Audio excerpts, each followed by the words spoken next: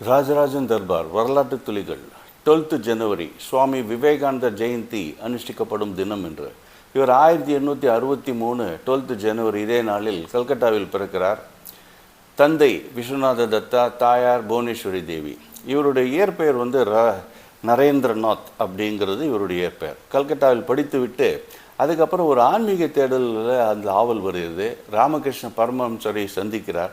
அதுக்கப்புறம் அவர் கடவுளையே காட்டுகிறேன் என்று இவருக்கு சொல்ல இவர் அவருடைய போதனைகளில் முழுதுமாக ஆன்மீகத்தில் முழுமையாக இறங்கி விடுகிறார்.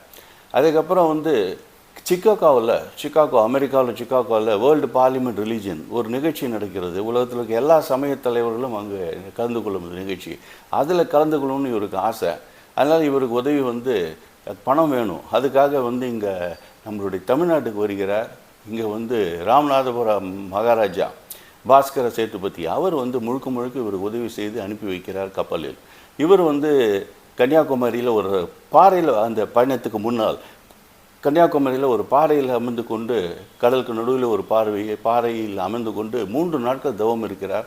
அவருடைய குரு ராமகிருஷ்ண பரமஹம்சம் மற்றும் சாரதா தேவிகளிடமிருந்து ஆசீர்வாதத்தை வாங்கி கொண்டு கப்பலில் இங்கிருந்து அதுக்கு பிறகு இங்கேருந்து சிக்காகோ போகிறார்.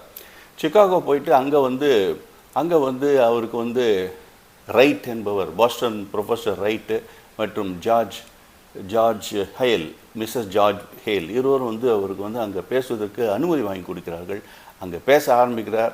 Brothers and sisters of America அப்படின்னு ஒரு வார்த்தை அவர் பேச உடனே அரங்கமே அதிர்கிறது அவருக்காக. இது நடந்தது 11th செப்டம்பர் 1893. அதுக்கப்புறம் உலக புகழ்பெற்ற ஒரு ஆன்மீக தலைவராக மாறிவிடுகிறார். திரும்பி இந்தியாவுக்கு வரும்போது ராமநாத மன்னர் அவரே இவரை வரவைத்து அவருடைய பேரில் குந்துக்கல் பீச்சில் ஒரு நினைவாலயமும் எழுப்புகிறார்.